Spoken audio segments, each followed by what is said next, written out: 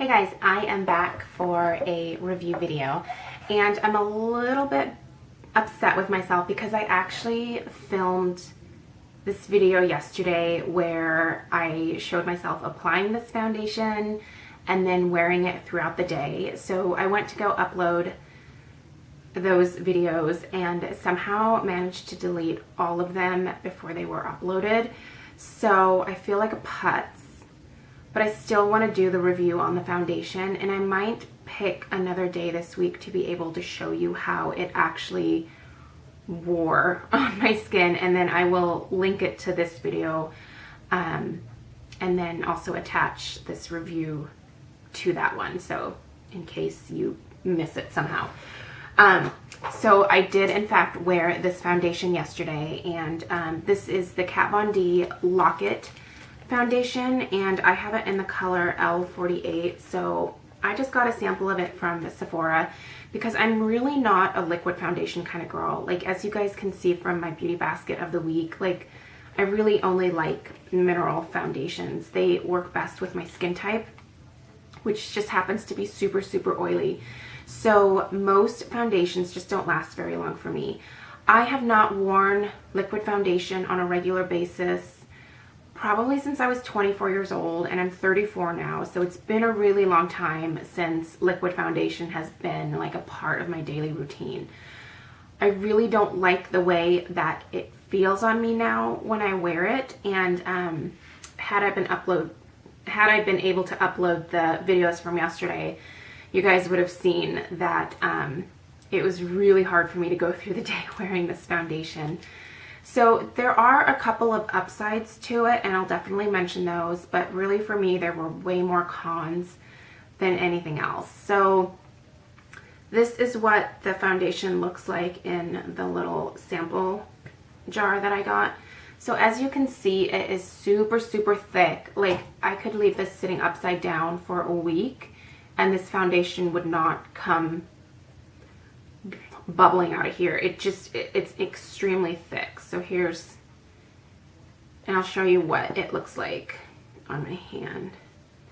So there's a swatch of it.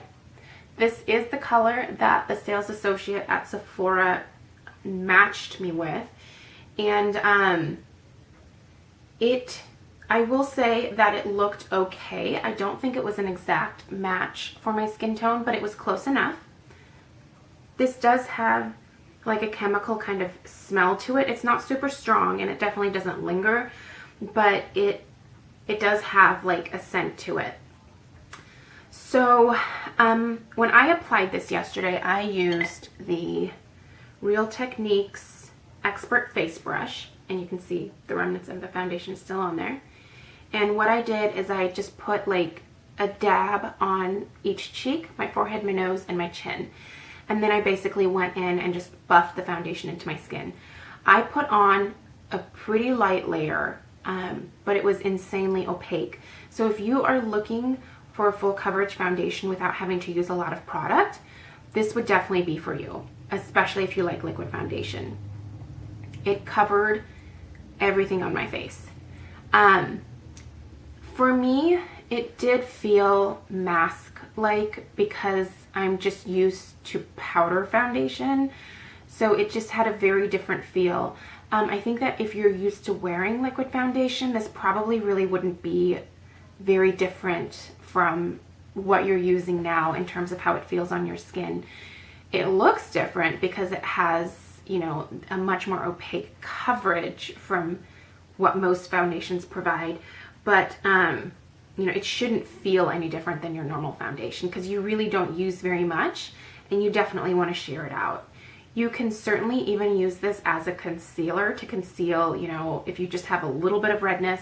Like, I have just a couple of like broken capillaries right underneath my nose here, and it completely covered those up.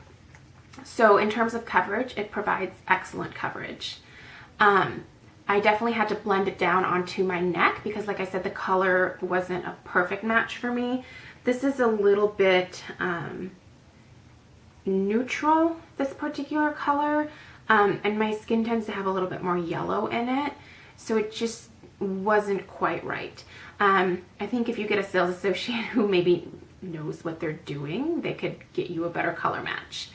I do like the packaging. I'm sure everybody has seen what it looks like. It's a pump and just, you know, very kind of fancy, and it's very beautiful, beautiful packaging. So I do like that about it. But in terms of how it wore on me, so I have super oily skin, like I'll put that out right away. I did decide to use my Milk of Magnesia primer underneath, just because I don't think that it would have lasted on me otherwise. I think that it would have melted off of my face within like an hour or two of putting it on. So I put the Milk of Magnesia primer on, but not very heavy at all, like a super, super light coat, even lighter than what I do on a normal basis for my mineral foundation. It felt really tacky after I first applied it, and so I waited for a bit to apply like my contour and my blush, because I kind of felt like they would stick to the foundation and I wouldn't be able to move them around very much. So I did like my eye makeup and did my eyebrows, did my lips, and just did all of that, you know, blush and contour later. And I would say I waited a good 15 to 20 minutes before I applied the blush and the contour, and it still felt tacky, but at that point I needed to finish my makeup up because I had stuff to go do. So I decided to put it on, and sure enough, it wasn't quite dry yet, and I did have to work the blush and the contour a little bit more than I normally did. So that was a little bit of a con for me. I wish that it would have set faster. I did not use a powder over top because I wanted to see what it would wear like on its own. So no powder went over top of the foundation.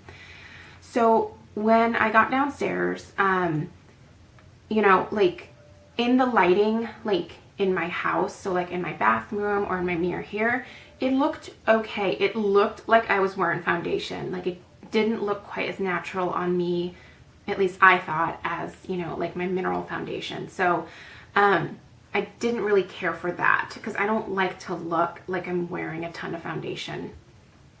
So it definitely looked like I was wearing some foundation, but it looked good. I mean, it was okay. Like it looked like I wanted to have, you know, flawless skin with makeup.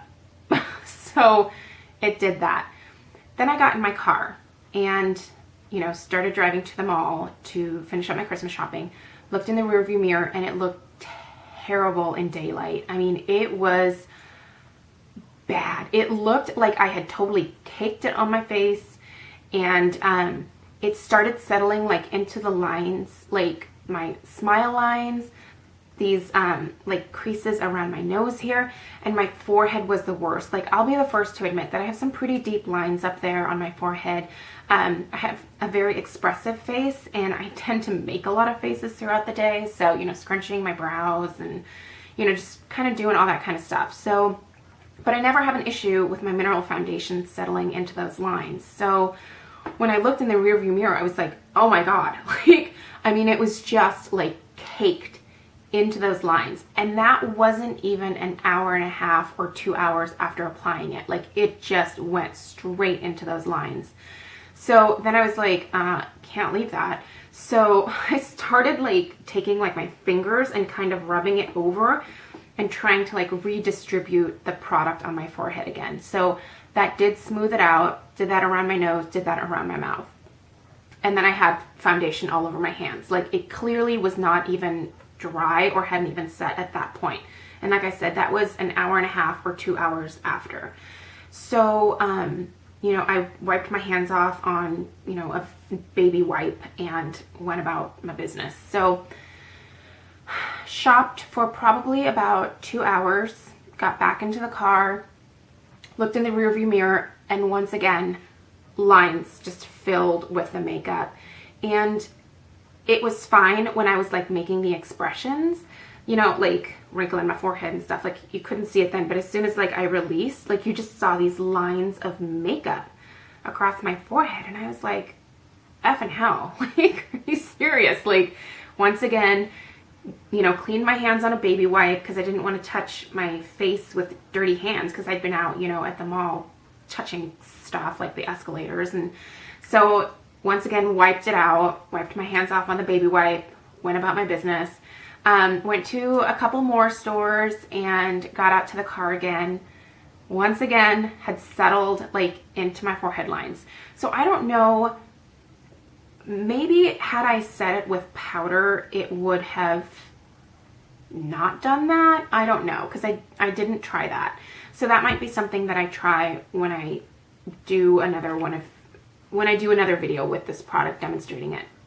So we'll see if that helps, but super not impressed, because a lot of other people had mentioned that, you know, you don't even need to set it with a powder because it just dries. And, you know, the one thing that I do have left over is, you know, before I left the house, I decided to see if the foundation really was dry. And so I used this, hopefully you can see this, I don't know if you can, I used this to just like basically pat my forehead, and there's definitely foundation on this tissue here. So you can see that, you know, even after an hour or so, it was still not set on my face. So yeah, that was not a good thing. I continued to wear it. We went out to dinner with friends. Before we left the house, which was around like 6, and I applied the foundation at 10 in the morning. We left the house at 6. I went to kind of go like touch up my makeup a little bit. It looked so bad. It was terrible. It was starting to like separate, and it looked like my skin was like molting. Like, it was terrible. And like, I almost literally went into the bathroom and just washed everything off my face and was like gonna go out to dinner with no makeup, which, you know, not the end of the world. It would have been fine. But to be perfectly honest, like, we were in a little bit of a rush, and Craig was like, let's go. Didn't have time to wash my face. So I went out to dinner. Luckily, we chose a restaurant that has like really like low like ambient lighting. So you couldn't tell at the restaurant, but I went into the bathroom and like it just looked like crap on my face. Like, it was not good at all. You know, I kind of tried to like smooth it out again by like running my fingers across my face and trying to like blend it in, but it just was not doing it. Now, this could very well be because I use the Milk of Magnesia primer, but I will be honest in saying that I've tried the Milk of Magnesia primer under other liquid foundations. I've tried it under the Revlon Photo Finish. It was fine.